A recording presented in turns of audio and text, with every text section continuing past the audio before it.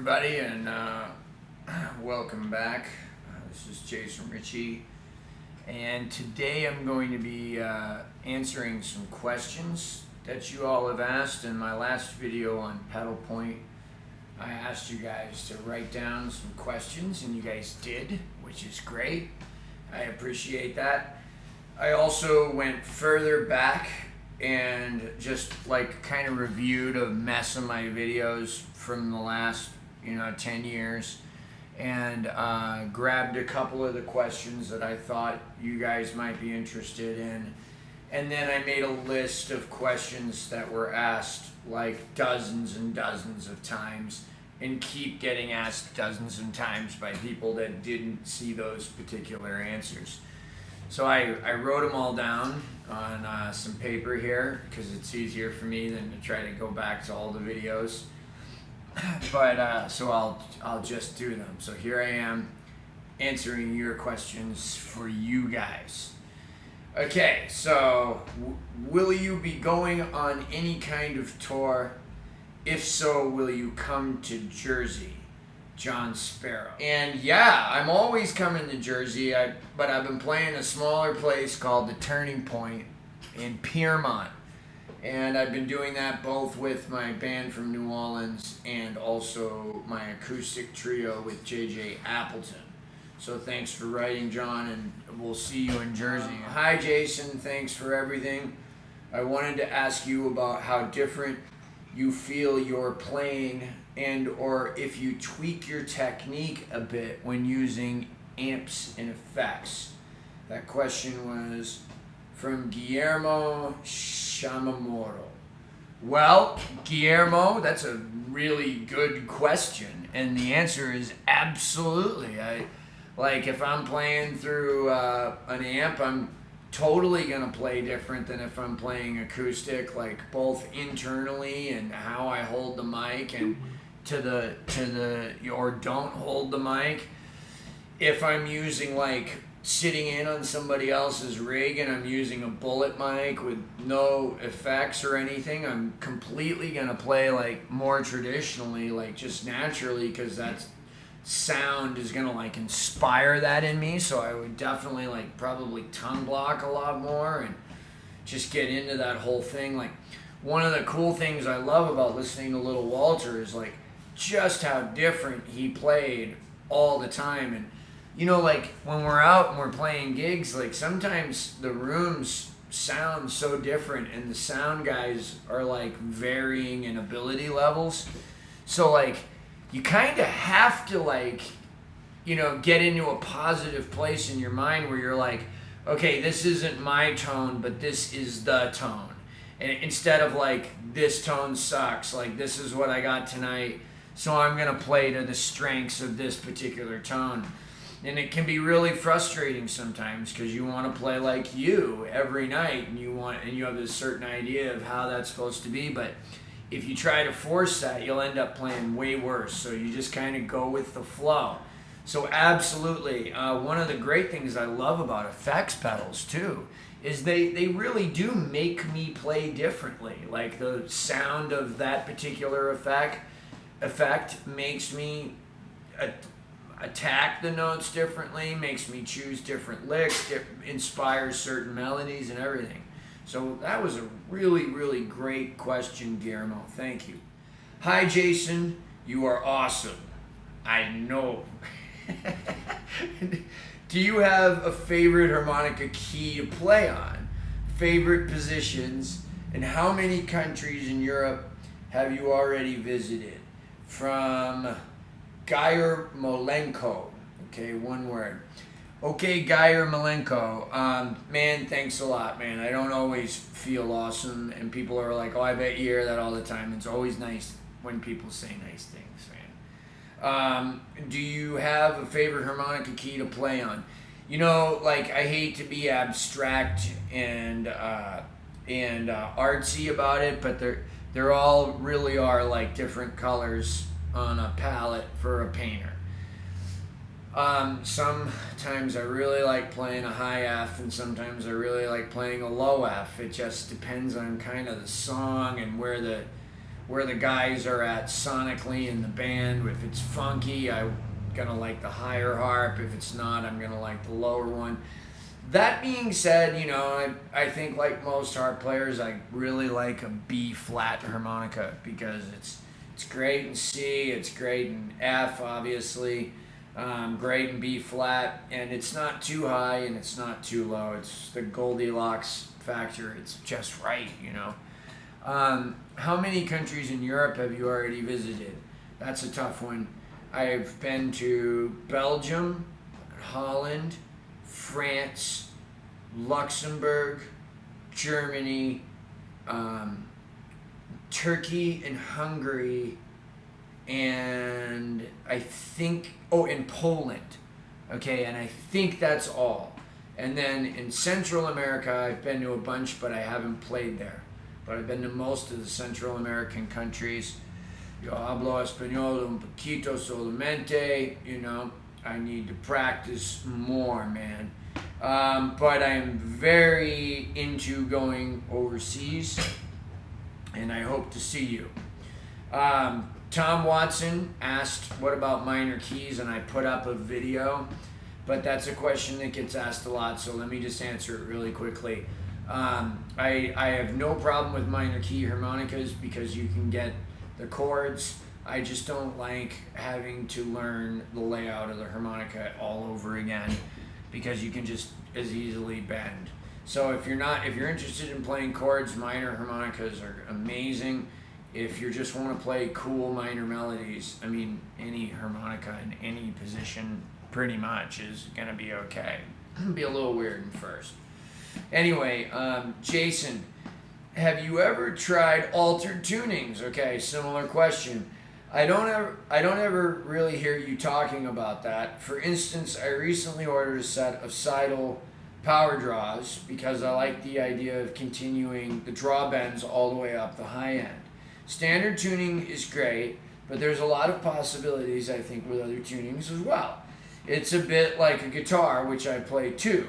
Standard is good and versatile, but there's another whole world out there with other tunings. That's from Gary Jockstrap.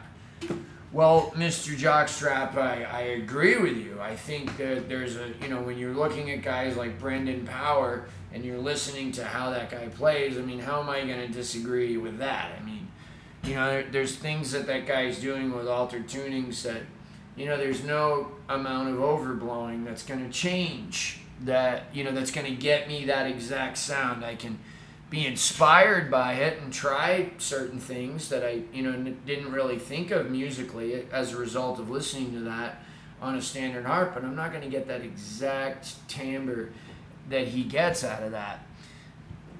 I'll try to make this as quick as possible. The bottom line is I don't like memorizing a new layout.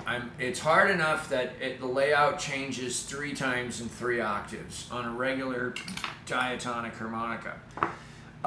You start adding in those new ones and it's a pain in the butt for me.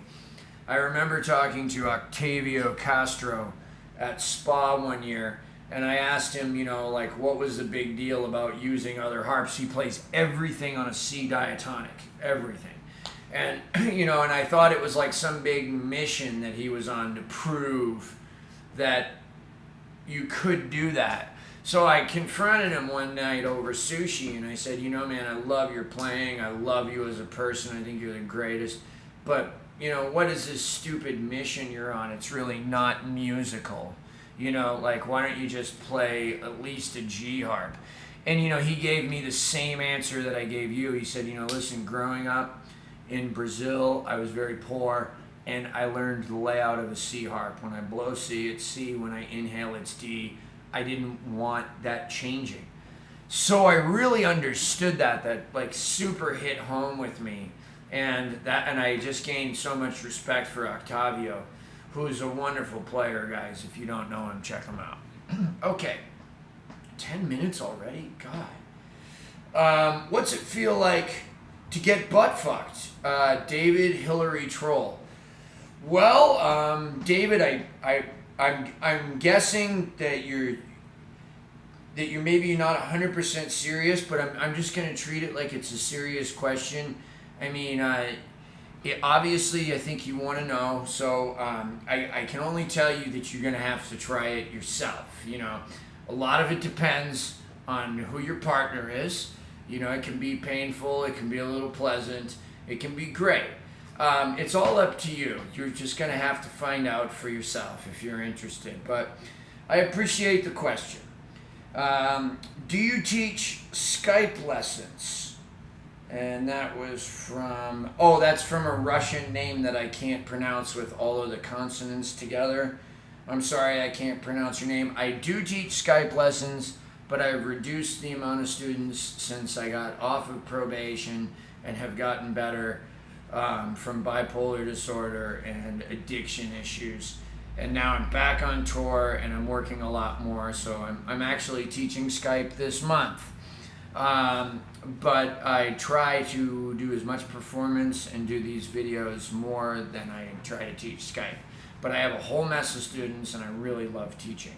So yeah, my Skype name is Jason Ricci Lessons. All one word, all lowercase, guys. If you're interested, check it out.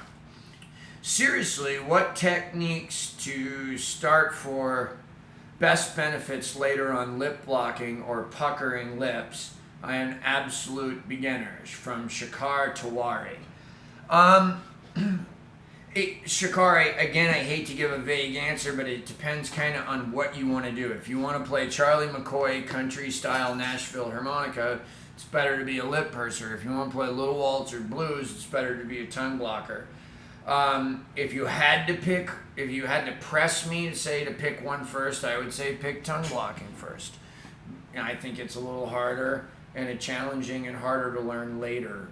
But I've heard tongue blockers say lip pursing's been really hard for them too. So I don't know, maybe just mess around with both. You will find a dominant embouchure, and I think that should be decided upon what type of music you want to play.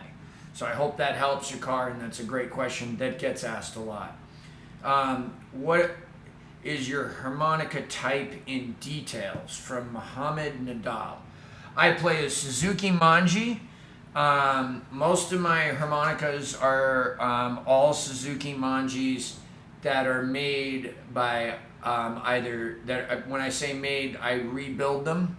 Like I emboss them, I adjust the action, and I tune them up a little bit, and I shape the reeds, and then I'll usually replace the comb and the covers with these products that I get from Tom Halchek at bluemoonharmonicas.com. The guy is amazing, makes great stuff. It makes it really easy to take a harmonica, just even if you didn't emboss or gap or anything, and just put it back together with the new parts. It's going to sound better and play better. When I'm not using harmonicas rebuilt by me with parts from Blue Moon, I'm definitely playing Joe Spire's harmonicas. Joe is my favorite customizer, and I hope I'm his favorite customer. I absolutely love and adore him, and nobody can build a harmonica as good as Joe. I don't care what anybody says. I've owned harmonicas from most of the guys, and they're all great. The other people I would recommend besides Joe are Richard Slay and Falisco, Jimmy Gordon, and I'm going to leave it at that. That's where I'm safe. There's actually this new guy, Mike, in Canada who built me a harp, and it's unbelievable. So, and he's not using any embossing, but I'll have to make another video on that some other day. But Joe Spires is the man, and if you want a harmonica fixed or tuned or a custom harmonica, there's no reason to not go to spiresharmonicas.com and get a harmonica. So Suzuki Manjis is what I play. And also I should mention that I play a lot of stock harmonicas in the studio when I'm playing acoustic, because I think the stock ones have that breathy, airy sound, and I like that. Hey Jason, I want to say I am a big fan of you. I love the way you play. You rock, man. And second, I have a question. when I hold the harmonica like that, my index finger knocks my lips from position. So what can I do? Sorry for my bad English, Sam Dark. First of all, your English is fine, Sam, and that's D-A-R-C-K is how he says his last name. And thanks for watching the videos and the compliments. You don't have to hold a harmonica like this. My teacher, Pat Ramsey, and Dennis Grunling both hold a harmonica like this, and there's other guys that they do too. They get great tone and they sound awesome. But it looks like I hold it like this, but when I play, I really kind of let this finger flow. So maybe that kind of answers your question, is it really just sits here like this. It's, I'm really not even grabbing it that hard. Okay, so I hope that helped. Jason, are you left-handed? Okay, so yeah, no, I'm not. The funny thing was, I was left-handed when I was born, and they made me take these classes to become right-handed. So now I'm right-handed. I was part of a study, I guess, in the 70s where they were switching people from left to right-handed. But most right-handed players hold it this. But I'm very right-handed now. This left hand is pretty useless for most things. It's very weak now. Just curious how old you were when you started. I think I got my first harmonica around 8 or 9 years old. Question, what is this? It's a vapor, and it vapes nicotine, and you reduce your nicotine levels, and it's better for you than smoking. I don't care what anybody says. I got my first harmonica around like 8 or 9 years old or something like that. I didn't get serious about playing it until I was like 14 or 15 when I actually started. So right around 14 or 15. Maybe I was 13. I don't know. But it was like right around that time. I was in eighth grade. It was like my first year of high school or something. So anyway, and I stayed back a year. So that's what's up with that. Are all of the scales the same on any? Oh, the last question, I'm sorry, was by Jake L. Are all of the scales the same on any key harmonica from Ellis 900? Yes. That, this is like an open tuned instrument, so if I just switch harps and play the same combinations of note, it's 2 draw, 3 draw, 4 draw. That's what is that, an E major arpeggio. I play the same thing. On a C harp, I get a G major arpeggio. So yeah, they're the same, just in different keys when you switch keys. Good question though. I forget to answer some of the most basic questions when I'm teaching, and that's why I still recommend going and checking out Adam Gusso's sites and Lee Sankey's sites and Ronnie Schellist's sites and other people. Different people have different ways of relating to different teachers.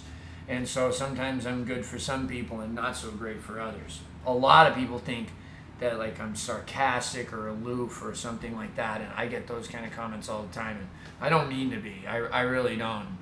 Sometimes I do get frustrated sometimes when people are like, what key harmonica is this in, when I've said it on the screen or I wrote it in the information box. So I don't mean to take it out on you guys. All right. Jason, when you hit your bend notes in these exercises, and this was from a scale video, do you use any sort of articulation, or do you just shape your mouth properly? I would guess the latter. You know what? It's both, but like it's more actually the articulation. I do a tongue against the roof of my mouth right behind my 2 front teeth.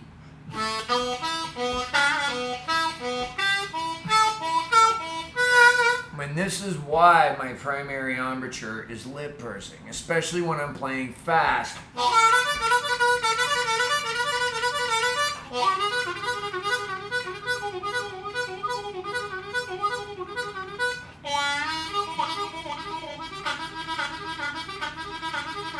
If I don't do that, it sounds like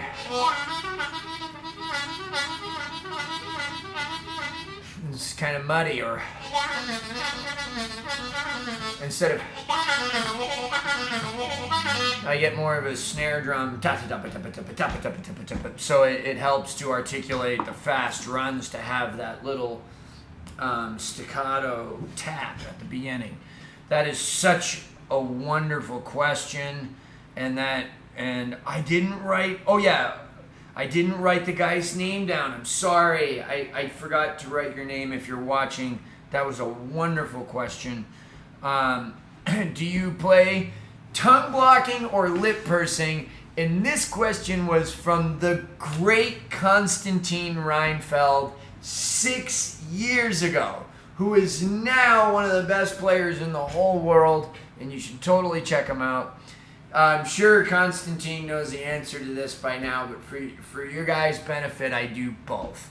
And that largely depends on what kind of lick I'm playing and what kind of music. I'm a firm believer in both, and that will probably never change. Over the years, I've become more of a tongue blocker than I was, but I'd say I'm still at least 50-50, if not still a little more lip pursing. On the J.J. Appleton record, I played a lot more tongue blocking, okay, on that record. I mean, I'd say that record's damn near 80-90%. It's pretty heavy on the tongue blocking. I was really into it at the time, and that music really called for it. Any chance in the future on a short lesson on tongue and throat vibrato? Mine is coming, but sheesh, it's taking a long time. Great videos. From Timmy Bobo Head. Timmy Bobo Head. Mr. Bobo Head. Man, it does take a long time. These kinds of...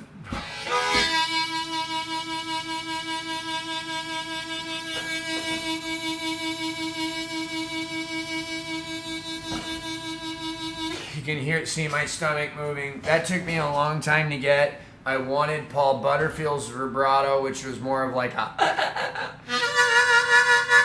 I can't even do it. I never got able to do it, and it's a throat vibrato. Mine is sort of a mix of throat and stomach. It's a little of both. I mean, you can see... You can see that's working, and also... You can see my stomach's working too, so it's a mix. It's a little of both. Man, it is frustrating. It takes a long time. I literally stood on my head, lied in the bed, tried to like put my legs up on the wall. I did everything I could to try to learn that. The day I learned it, I went into the bathroom and did it all night and didn't go to sleep because I was afraid when I finally woke up that I wouldn't remember it. And it just kind of clicked one day, and I practiced and practiced and practiced forever, and it was really bad. The breath vibrato, you can get it.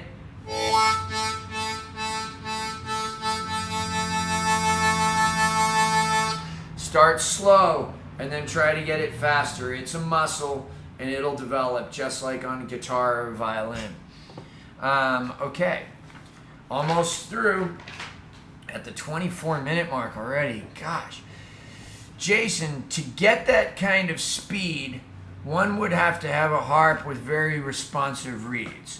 Are you able to obtain speeds like that with harps off the shelf, right from the factory, or do you set about tweaking them yourself, adjusting reeds and gaps to desired precision?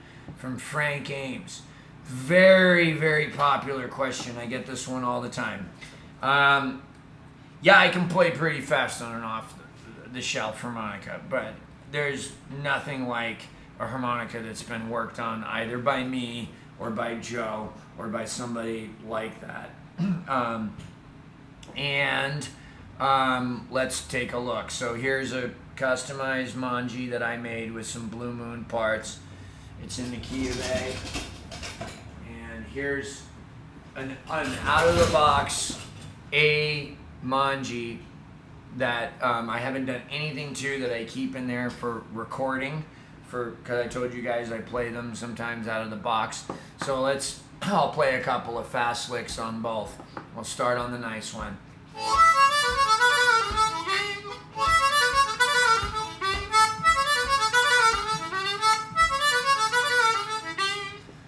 lick. Exhale.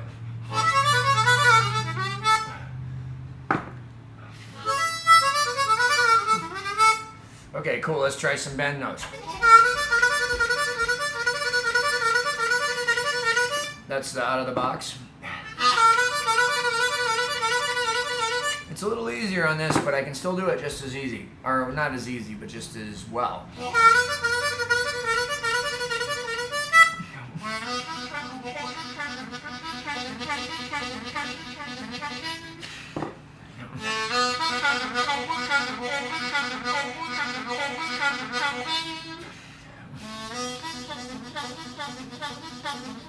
You hear how much louder this one is?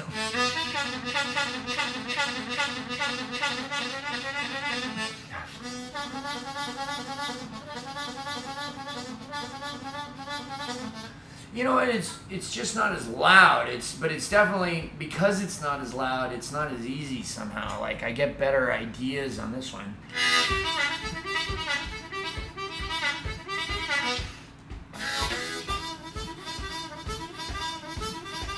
That was hard on the 2-drop bend. So that's even without overblows.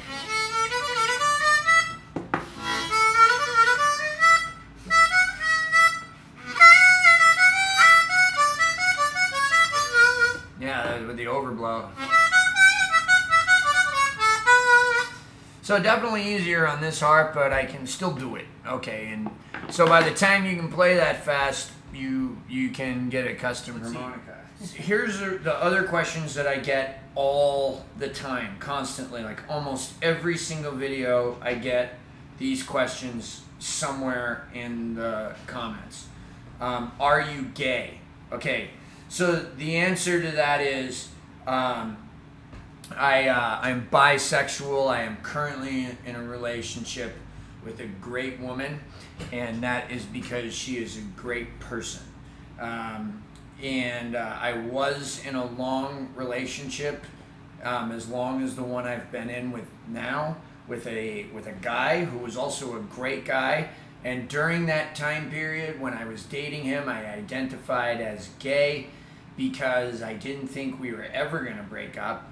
And so it was really just easier to say I was gay. It's much harder to be bi because all the gay people think you're going through a phase. And all the straight people think you just don't want to be all the way gay. And so it's pretty tough. The funny thing is I've been accused of saying that I was straight now to try to revive my career, and I've also been accused of saying that I was gay to get attention for my career. That's not the case. I date who I'm in love with, and that's the only answer to that. How often do you change your hair color? Okay, I get this like a lot. I haven't changed it in a really long time. I went from brown, I was brown for a few years, to blonde again. I love the blonde the most. I used to change it like once a month. What key should I buy first? Everybody asks us. Just get a C harp. And what brand should I get?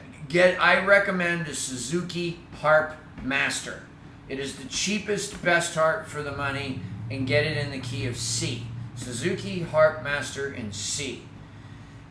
Do you recommend buying custom harps or doing it yourself? I recommend doing it yourself at first on old harmonicas. There's tons of videos on here, and I don't make videos on customizing harmonicas. I don't have the camera for it, and I don't have the camera operator to get in there. Have a nice walk. That's her. She's a girl. Yeah, all the way. So, yeah, just start on your own harps and do it.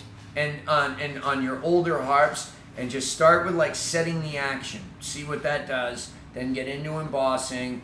And then get into the flat sanding of the combs and all the other gadgets and nail polish and wax and riveting and reworking everything.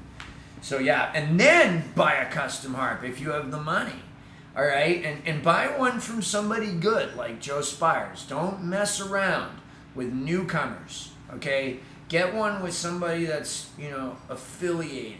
All right, get somebody with some, don't order something that you may never get in the mail. I build harmonicas, and I'm glad when people buy them. But if you want a harmonica, get it from Joe Spires. All right. If you want one from me because I built it and I worked on it, I understand that. You want the best harmonica for your money, get it from Joe. Will you tab these lessons? No, I will not. All right, I'm sorry, but it's too much work. And I can barely, I don't even know what I played. Half the time I know what the scale is, I know the basic gist of it, but I'm improvising. I'm not, these aren't prearranged things. Nothing I did a couple of seconds ago I didn't know I was going to do it until I was in the middle of doing it. So I'm sorry, guys, I won't tab the lessons. Apparently, YouTube has a slow down button on it. I don't know I've never used it myself, but use that and just slow it down and read the comment sections to see what keys I'm in. Where can I buy your music? Man, I get this question all the time. It's like, sometimes it's kind of frustrating because, just type my name into a Google search, okay? And you're going to get CD Baby and Amazon and iTunes. But even on my website, www.mooncat.org, and I really appreciate it. Another question I get asked is, do you actually get the money? No, not all the time. There's a couple of records I don't get money from. Let me tell you the ones I do. I get money from all of my older independent releases. Down at the Juke, Jason Ricci, self-titled, my first album from 1995, I think, or 97, 95, I think. And then I get from Feel Good Funk and from Blood on the Road and from these CDs. Okay, these are the CDs I get money from. I don't get money, and I don't get any money from the other CDs, or I haven't yet, and it's been almost 10 years, okay? And they're supposed to give me the money, and I believe they will someday. That's why I'm an optimist. And then the last question I get asked constantly is, what's the 93 stand for? It stands for the words will and love. And more specifically, it stands for the sentence, do as thou wilt shall be the whole of the law. Love is the law, love under will. If you want more information on where that's from or what that's about, I recommend you Google it, because it's a whole thing. And yes, I am still very interested in that thing. And that thing is Thelema. And no, it is not devil worship. And it's great reading if you're interested in psychology and philosophy and accomplishing things. That's what it's about. And yes, it's associated with Aleister Crowley, and yes, I really like that guy, okay? But I'm a big fan of Jesus's works and Muhammad's and Buddha's and all of those guys, and so is Crowley. And I don't have any one particular path here that I'm following. But that book that this comes from, the Book of the Law, is the most beautiful text I have ever read in my life. And I got it tattooed on my neck, and that was a huge mistake. But I'm glad to answer your questions now about it. If you guys have any more questions, post them below. And I'll do a follow-up video in a few months. I'll give it time this time for it to accumulate, and I'll answer all the rest of your questions. Thank you very much, and I hope you enjoyed this. Stay tuned. Please check out my blues stories. Please check out my instructional videos, and more than anything, please check out the videos of me playing with J.J. Appleton and my band, The Bad Kind. And I also play with a whole mess of other people. I play with Sugar Blue and Billy Branch on a gig called Harmonica. I play with Nick Moss sometimes. And when I'm traveling, I get to play with all kinds of great musicians. I have a wonderful, blessed, amazing life. And it's in no small part because of you guys watching this and supporting me and coming out to the shows. Speaking of supporting me, I do accept PayPal donations within your budget. I never expect them, but they're always appreciated. And thank you very, very much. You can PayPal me at jasonricci1@gmail.com. And always feel free to write in suggestions for video ideas. I'm always at a loss of what video to do next. So I appreciate your suggestions. Thanks very much, and have a wonderful day.